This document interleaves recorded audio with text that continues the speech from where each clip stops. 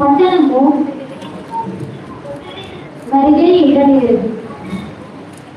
మనుషులు దీపం వెలిగించి కొంచెము క్రింద పెట్టరు, కానీ అది ఇంటి వారికందరికీ వెలిగించుటకై దేవస్తంభం మీదనే పెట్టుదురు.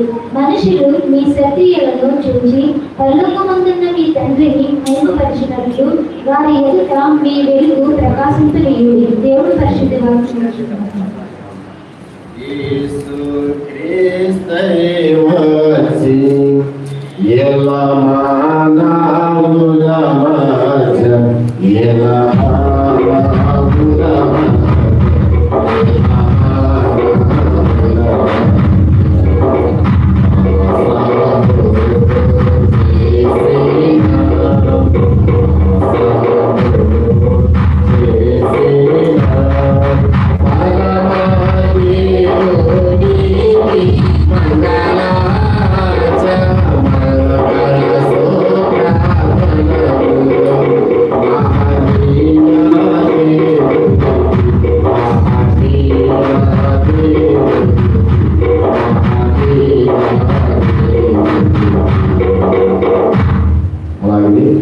పరిశుద్ధాత్మ తండ్రిని తలంచుకుంటూ అపోస్తలుడైన పౌలు గారు రాసినటువంటి మొదటి కొరింథీయులకు రాసిన పత్రిక మొదటి అధ్యాయం 29 నుండి 31 వరకు మనం చదువు.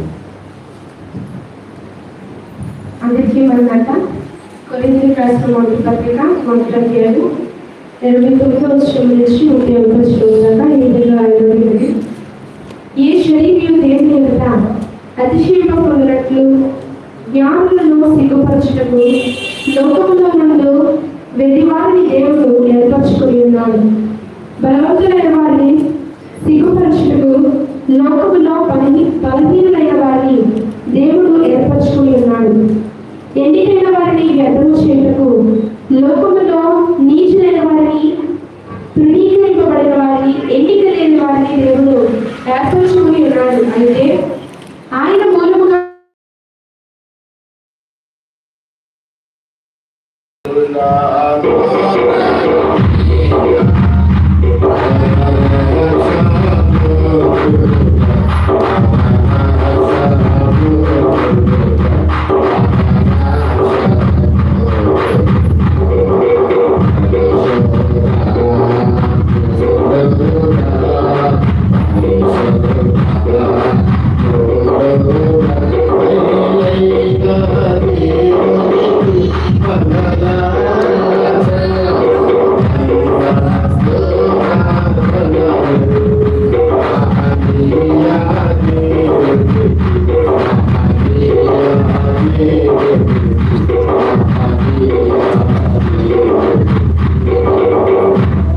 అలాగే వాక్యం ఇచ్చిన తండ్రికి స్తుతి చెందుతున్నాము.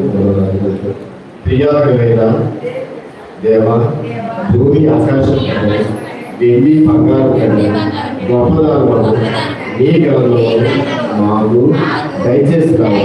కాబట్టి నీకు అనేక కృతజ్ఞత స్తోత్రములు. నీవు స్వయముగా మాకు చెప్పవలసిన మాటలను ఈ పుస్తకంలో ఇమిడిసినావు కనుక నీకు మా వందలను సమర్పించుకుంటున్నాము.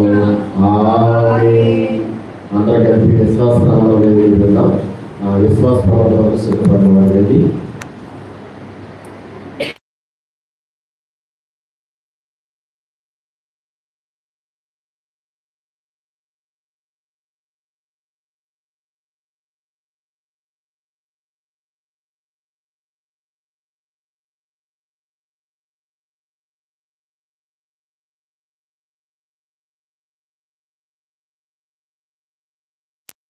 ఈ మొదలైన శుభలక్షణములతో నిత్యము మహోతేజముగా ప్రకాశించుతున్నాడని నమ్ముచున్నాను.